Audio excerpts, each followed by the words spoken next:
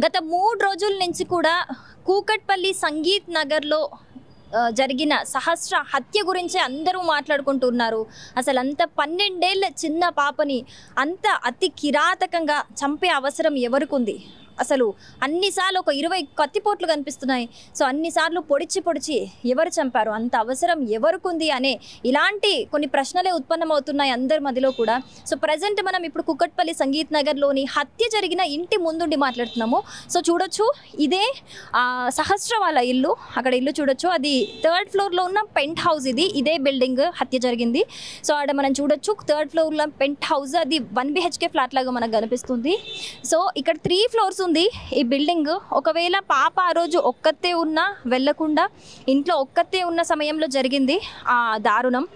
So ఒకవేళ అన్నిసార్లు కత్తిపోట్లు పొడుస్తున్నా ఎవరికి, ఒకవేళ నిజంగా పాప అరిచినా కూడా ఎవరికి వినిపించదు. ఒకవేళ వినిపిస్తే ఈ పక్కన ఆనుకొని ఉన్న బిల్డింగ్స్కి వినిపించే అవకాశం ఉంది తప్పితే కింద అయితే ఎవరికి వినిపించదు. ఎందుకంటే ఇక్కడ మనం క్లియర్గా చూడొచ్చు, ఇక్కడ అంతా రోడ్ ఏరియా ఉంది, చాలా వెహికల్స్ ఇక్కడ వెళ్తూ ఉన్నాయి. సో ఈ వెహికల్ సౌండ్స్కి కావచ్చు, అండ్ మొత్తం ఇది పెంట్ హౌస్ మొత్తం పైన ఉండటం వల్ల కూడా కావచ్చు, గట్టిగా అరిచినా కూడా ఎవరికి వినపడని ఒక ఎన్విరాన్మెంట్ మనకి ఇక్కడ కనిపిస్తుంది.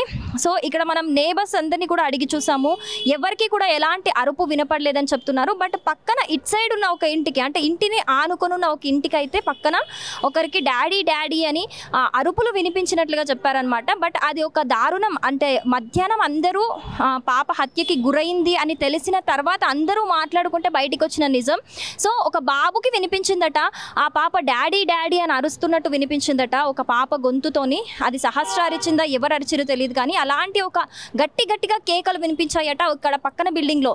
ఇక్కడ చూడొచ్చు మనం, ఈ పక్కన బిల్డింగ్లో ఉన్న ఒక బాబుకు వినిపించాయట అరుపులు. సో బయటికి వచ్చి చూస్తే తప్పితే అక్కడ ఎవ్వరు కనిపించలేదు, ఏం లేదని చెప్పేసి వాళ్ళు లైట్ తీసుకున్నారు. కానీ ఆ అరుపులు వినిపించిన మధ్యాహ్నమే ఇలా హత్య జరిగినట్లుగా వాళ్ళకి తెలిసిందని ఇక్కడ నేబర్స్ చెబుతున్నారు.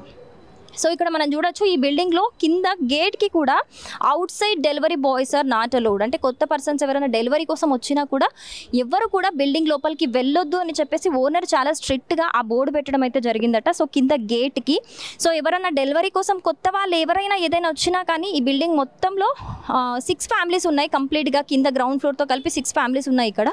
సో వాళ్ళు ఎవరైనా సరే ఏదైనా డెలివరీ వచ్చినా, ఫుడ్ వచ్చినా, ఏదొచ్చినా కిందికి వచ్చే తీసుకోవాలి తప్పితే కొత్త వాళ్ళు ఎవరు పైనకి వెళ్ళొద్దు అనే ఒక రూల్ కూడా ఉంది ఈ బిల్డింగ్కి. సో మనం ఇక్కడ చూడొచ్చు. అండ్ ఏదైతే చెబుతున్నారో సంజీవ్ రావుని అనుమానితుడిగా తీసుకొని విచారిస్తున్నారు పోలీసులు అని చెప్పేసి, ఆ సంజీవ్ రావు ఫ్యామిలీ అనేది ఇక్కడ 2nd ఫ్లోర్లో ఈ ఇంటిగా మనం చూడొచ్చు. ఏదైతే బ్లూ కలర్ కర్టెన్ ఉందో ఆ కర్టెన్ ఇంట్లో సంజీవరావు ఫ్యామిలీ ఉంటారు. సో అతన్ని ఒక అనుమానితుడిగా మాత్రమే పోలీసులు తీసుకొని విచారిస్తూ ఉన్నారు. మరి ఏంటి అంటే ఇన్వెస్టిగేట్ చేసిన తర్వాతనే తెలుస్తుంది ఎవరు చేశారు ఇలా అని చెప్పేసి. సో ఇక్కడ మనం చూసుకోవచ్చు, ఇది కార్నర్లో ఉన్న బిల్డింగ్లో ఈ దారుణం జరిగింది. సో ఈ సరౌండింగ్స్లో అయితే ఎక్కడ సీసీటీవీ ఫుటేజ్ అనేది లేదు. సో అక్కడ 2nd బిల్డింగ్ అంటే కొంచెం క్రాస్లో అక్కడ ఉన్న బిల్డింగ్కి ఒక సీసీటీవీ ఫుటేజ్ మనకు కనిపిస్తుంది అక్కడ, కానీ అది వర్క్ అవ్వట్లేదు. ఓన్లీ ప్రెజెంట్ మాత్రమే రికార్డ్ అవుతుంది, దానికి ఫుటేజ్ అంటే కంప్లీట్ బ్యాకప్ ఉండదని చెప్తున్నారు. సో లాస్ట్ బిల్డింగ్ అక్కడ మనకి ఏదైతే కరెంట్ పోల్ కమాన్ కనిపిస్తుందో అక్కడ ఒక సీసీటీవీ ఫుటేజ్ ఉంది. సో అది ఇక్కడ గల్లీ ఎండ్ వరకు కనిపిస్తుంది. అంటే ఎవరైనా కొత్త వాళ్ళు వచ్చినా కూడా ఆ రోజు తెలిసే ఛాన్సెస్ దాంట్లో రికార్డ్ అయి ఉంటాయి. సో దానికి సంబంధించిన సీసీటీవీ ఫుటేజ్ తీసుకొని పోలీసులు ఇప్పుడు ఇన్వెస్టిగేట్ చేస్తున్నట్టుగా కనిపిస్తుంది. సో ఈ విషయం తెలిసినాక కూడా నేబర్స్ అందరూ కూడా ఒకసారి చెక్ చేశారట, ఆ రోజు ఎవరైనా కొత్త వాళ్ళు వచ్చారా, ఎవరైనా పైకి వెళ్ళారా అని చెప్పేసి కూడా ఇక్కడ నేబర్స్ అందరూ కూడా చెక్ చేశారట. కానీ ఎవ్వరు కూడా కొత్త వాళ్ళు ఈ బిల్డింగ్ దాటి పైకి ఎక్కినట్లు కూడా కనిపించట్లేదు. ఒకవేళ కొత్త వాళ్ళు పైకి వచ్చినా కూడా మనకి ఈ బిల్డింగ్ అయితే లిఫ్ట్ లేదు.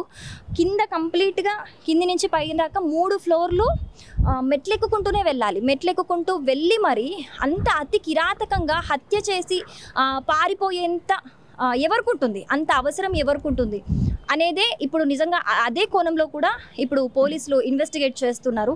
సో మనం ఇప్పుడు చూడొచ్చు, అక్కడ ఆ ఇంట్లో చూడొచ్చు మనము, నిజంగా ఒకవేళ పాప అరిచినా కూడా అక్కడ ఎవరికి వినిపించదు కింద, ఎందుకంటే కింద కంప్లీట్ ట్రాఫిక్ సౌండ్స్ ఎక్కువగా వినిపిస్తున్నాయి. సో పాప కూడా ఒక్కతే ఉండడం వల్ల కూడా అంటే ఒకవేళ అరిచినా కూడా ఎవరికి వినిపించదు, అలాంటి ఒక ఎన్విరాన్మెంట్ మనకి ఇక్కడ అయితే కనిపిస్తుంది. సో దీనికి సంబంధించి పోస్ట్ మార్టం రిపోర్ట్ అనేది కూడా ఈ కేసులో చాలా కీలకంగా మారుతుంది. ఎందుకంటే అసలు మొత్తంగా బాడీ మీద ఏమేం గాయాలయ్యాయి, ఏ విధంగా చనిపోయింది, ఏ టైంలో చనిపోయింది అనేసి ఇలాంటి విషయాలు కూడా పోస్ట్ మార్టం రిపోర్ట్లో చాలా కీలకంగా మారే అవకాశాలు ఉన్నాయి. సో మొత్తంగా అయితే ఆ పాప ఒంటి మీద 20 కత్తి ఘాట్లు ఉన్నాయి. సో దానికి వాడిన ఒక కత్తి కూడా చాలా చిన్నదై ఉంటుంది, షార్ప్ ఉంటుంది, చాలా చిన్నదై ఉంటుంది కూడా, చిన్నదై ఉంటుందని చెప్పేసి కూడా పోలీసులు అనుమానం వ్యక్తం చేస్తున్నారు. ఎందుకంటే ఘాట్లన్నీ చిన్న చిన్నగా కనిపిస్తున్నాయి ఆ కత్తి ఘాట్లన్నీ. అయితే సో ఈ రోజు అయితే 3వ రోజు ఇన్వెస్టిగేషన్ అయితే జరుగుతుంది ఈ పాప కేసుకి సంబంధించి. మొత్తం పోలీసులు కూడా ఒక 5 బృందాలుగా ఏర్పడి కూడా చాలా దృష్టి కేంద్రీకరించి మరి దీని గురించి ఇన్వెస్టిగేట్ చేస్తున్నారు. కాసేపటి క్రితం SOT పోలీసులు వచ్చి కూడా ఇక్కడ ఉన్న ఈ బిల్డింగ్లో ఉన్న వాళ్ళందరినీ కూడా ఇన్వెస్టిగేట్ చేసి అసలు పాప మార్నింగ్ ఏ టైంకి పాప కనిపించింది, ఎవరికైనా కనిపించిందా, ఆ రోజు ఎక్కడికి వెళ్ళింది, ఏంటి అనే డీటెయిల్స్ అన్నీ కూడా, మీరెక్కడున్నారు, ఎవరైనా కొత్త వాళ్ళు వచ్చారా, ఇలాంటి క్వశ్చన్స్ అన్నీ కూడా అడిగి తెలుసుకుంటున్నారు.